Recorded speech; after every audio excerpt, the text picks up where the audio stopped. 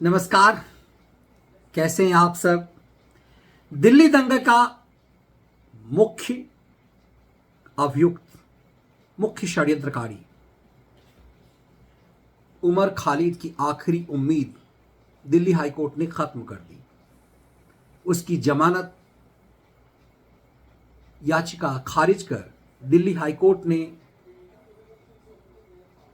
जिहादियों और खैरातियों की उम्मीद पर भी पानी फेर दिया। उमर खालिद शाहीन साजिश के बाद दिल्ली दंगे का मुख्य कॉन्स्पिरेटर है, षड्यंत्रकारी है। उसके साथ सरजिल इमाम और केजरी का पार्षद, इन सब ने मिलकर के ताहिर हुसैन, इन सब ने मिलकर के दिल्ली में एक बड़े दंगे की साजिश रची। दिल्ली पुलिस के स्पेशल सेल ने अदालत में जो चार्जशीट दाखिल किया, उस पर स्पेशल कोर्ट ने चार्ज फ्रेम करके सामने रख दिया और अदालत में दाखिल उस चार्जशीट और अदालत के उस चार्ज फ्रेम किए जाने को महत्वपूर्ण मानते हुए दिल्ली हाईकोर्ट ने कहा कि प्रथम दृष्टया ऐसा लगता है कि कोर्ट ये मानता है कि ताहिर हुसैन पर गंभीर आरोप हैं और उसे जमानत नहीं दी जा सकती। लगातार 2 साल से ज्यादा समय से ताहिर हुसैन के साथ साथ उमर खालिद जेल में है और ताहिर हुसैन के बाद उमर खालिद की जमानत याचिका खारिज कर कोर्ट ने यह साबित किया है कि दिल्ली में कितनी बड़ी साजिश इन जिहादियों और दंगाइयों ने की है। इस उमर खालिद के साथ भले ही ताहिर हुसैन पर बाद में लोग चुप हो गए, लेकिन इस उमर खालिद के साथ आज भी भारत के लुटियन दलाल साथ खड़े हैं। जब कभी भी इसकी जमानत याचिका दाखिल होती है, सोशल मीडिया पर उमर खालिद सबसे ज्यादा ट्रेंड करने लगता है। जेम्स राय के चेलों से लेकर के ये पूरा वेब लड़ा के ताहिर हुसैन के साथ इस उमर खालिद के पक्ष में खड़ी हो जाती है। उमर खालिद भारत तेरे टुकड़े होंगे गैंग का मुख्य सरगना, जिसने जेएनयू में नारे लगाए थे कन्हैया कुमार के साथ। बाद में दोनों के रिश्ते अलग हो गए, लेकिन तब दोनों साथ मिलकर नारे लगाते थे। उमर खालिद कश्मीर से है और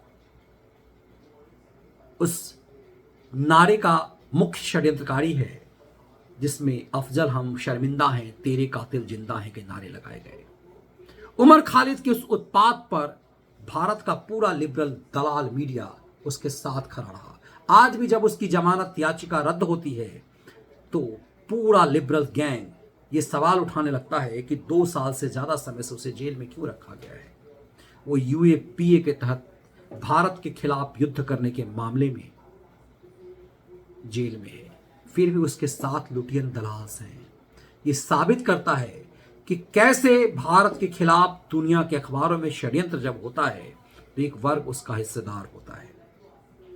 53 लोगों की मौत, 700 लोगों को घायल करने वाला दिल्ली दंगे का मुख्य कॉन्स्पिरेटर है उमर खालिद। उसके और CBI special cell Delhi police ने यह साबित किया कि कैसे उमर खालिद, सरजिल इमाम और ताहिर हुसैन ने मिलकर के एक बड़ा षड्यंत्र रचा, जिसमें से कई शहरी नक्सल गैंग के लोग थे।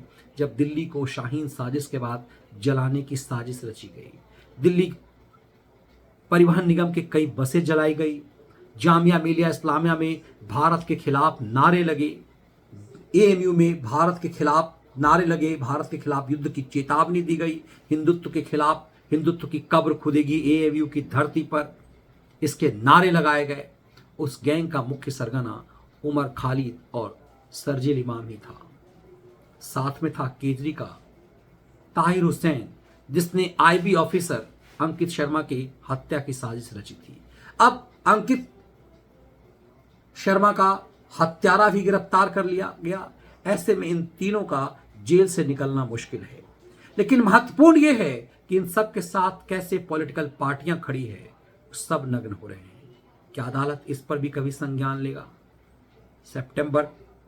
14 सितंबर को गिरफ्तार उमर खालिद के लिए जेल से बाहर निकलना उसके लिए तिल तिल मरने की तरह हो गया है। लेकिन जितनी परेशानी उमर खालिद को नहीं जेल के अंदर हो रही होगी, उतनी परेशानी उनके नाम पर फंडिंग करने वाले और उनसे उम्मीद पालने वाले उस गैंग को है जिसे हम लिबरल दलाल्स कहते हैं। आप अक्सर देखेंगे सोशल मीडिया पर उमर खालिद ट्रेंड करता है और पत्रकारिता का एक वर्ग, लेफ्ट लिबरल कवालों का एक गैंग उमर खालिद के लिए हाय तौबा मचाता है।